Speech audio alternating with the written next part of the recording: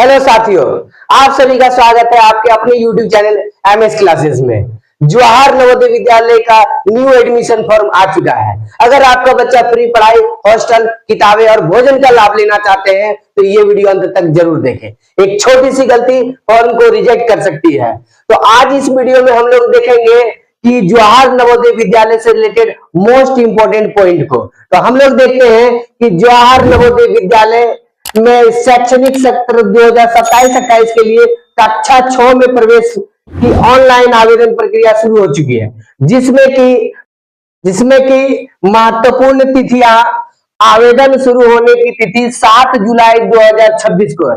यानी इस आवेदन का जो भरने की जो तिथि जो है 7 जुलाई 2026 से स्टार्ट हो चुकी है। अब है आवेदन भरने की अंतिम तिथि 31 जुलाई 2026। अगर यदि आप अगर यदि चाहते हैं कि आपका या आपके रिलेशन में कोई भी बच्चा है ना इस फॉर्म को अगर यदि भरना चाहते हैं तो 31 जुलाई 2026 तक में इस फॉर्म को अप्लाई कर सकते हैं। ठीक है, अब रहा बात प्रवेश परीक्षा। हाँ, एक बात बहुत जरूरी कि इस नवोदय विद्यालय में एडमिशन लेने के लिए सबसे पहले आपके बच्चा को है ना पहले एग्जाम देना पड़ेगा। उस एग्जाम में क्वालिफाई करेगा तभी वो क्या कर पाएगा, वो एडमिशन कर पाएगा तो जब जवाहर नवोदय विद्यालय में। तो इसके लिए क्या एग्जाम का पैटर्न है, किस तरह का एग्जाम में क्वेश्चन पूछता है, ये सारे चीज हम अगले वीडियो में हम आपको बताएंगे। अगर यदि इन सभी चीजों की जानकारी आप लेना चाहते हैं तो मेरे इस चैनल को जरूर सब्सक्राइब करें। तो याद रखिएगा ताकि इसका नोटिफिकेशन आप तक पहुंचे और इस तरह का इंफॉर्मेटिव वीडियो को आप प्राप्त कर सकें। और यहाँ पर ये दिया गया है, उसके बाद ये जो एग्जाम होगा, एग्जाम होने के बाद जो इसका रिजल्ट जो आएगा वो मार्च या अप्रैल 2027 में आने की संभावना है। अब रहा बात कि इस फॉर्म को कौन कौन अप्लाई कर सकता है, तो याद रखिएगा छात्र वर्तमान सत्र 2026-27 में किसी भी सरकारी या मान्यता प्राप्त स्कूल में कक्षा 5 में पढ़ रहा होना चाहिए। यानी इसका मतलब क्या हुआ कि कोई भी बच्चा अगर यदि आपके रिलेशन में सगा संबंधी दोस्त आपके घर में कोई भी है, अगर यदि अभी वर्तमान समय में 5 क्लास में कोई भी सरकारी या कोई भी मान्यता प्राप्त विद्यालय में अगर यदि पढ़ रहा है तो अगर यदि आप चाहते हैं कि जवाहर नवोदय विद्यालय में एडमिशन हो तो ये फॉर्म आप भर सकते हैं, आप अपने बच्चे के लिए भर सकते हैं।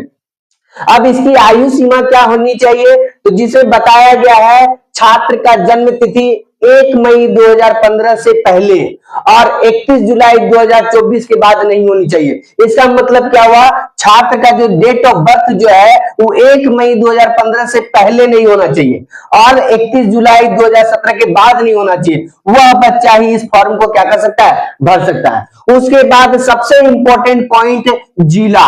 अब रहा बात कि छात्र उसी जिले के नवोदय विद्यालय के लिए आवेदन कर सकता है जहां वह कक्षा 5 में क्या कर रहा है, पढ़ रहा है। जहां वह कक्षा 5 में पढ़ रहा है, इसका मतलब यह हुआ कि अगर यदि आपका बच्चा दुमका जिला में अगर यदि पढ़ रहा है और आप चाहते हैं आवेदन करने के लिए तो आपको दुमका जिला से रिलेटेड जवाहर नवोदय विद्यालय के लिए फॉर्म भरना होगा। ठीक है, अब है जवाहर नवोदय विद्यालय के लिए आवेदन के लिए क्या क्या डॉक्यूमेंट्स चाहिए। ठीक है, क्या क्या दस्तावेज चाहिए, जिसमें कि सबसे पहली बात कि छात्र का पासपोर्ट साइज फोटो होना चाहिए, छात्र और माता पिता का हस्ताक्षर साइन होना चाहिए और छात्र का आधार कार्ड। ठीक है, छात्र का क्या होना चाहिए, आधार कार्ड, ये सबसे ज्यादा मस्ट है। जन्म तिथि प्रमाण पत्र होना चाहिए।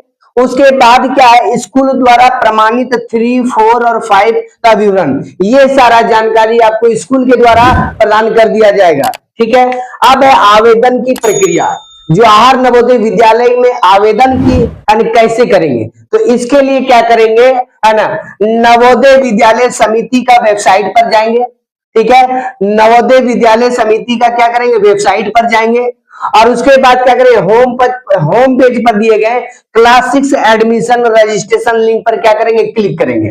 ठीक है, उसके बाद खुद को रजिस्टर करेंगे और अपना रजिस्ट्रेशन नंबर और पासवर्ड को क्या करेंगे, जनरेट करेंगे। ठीक है, उसके बाद मांगे गए सभी विवरण, यानी उस फॉर्म में अपना नाम, माता पिता का नाम, पता, स्कूल की जानकारी, इन सभी चीजों को सही सही चीजों से क्या करना होगा, भरना पड़ेगा।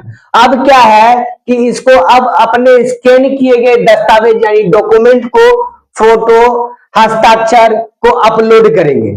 ठीक है, उसके बाद क्या करेंगे, फॉर्म को सबमिट करेंगे और भविष्य के लिए इसका प्रिंट आउट निकाल कर रखेंगे, क्योंकि एग्जाम के टाइम पे ये चीज है ना, उसके बाद फिर जब आप एडमिट कार्ड निकालिएगा उस समय ये चीज आपके लिए बहुत ही इंपॉर्टेंट रहता है। अगर यदि ये खो जाएगा तो फिर आपको दिक्कत होगा, इसीलिए इसको भविष्य के लिए अच्छा से निकाल कर रखें।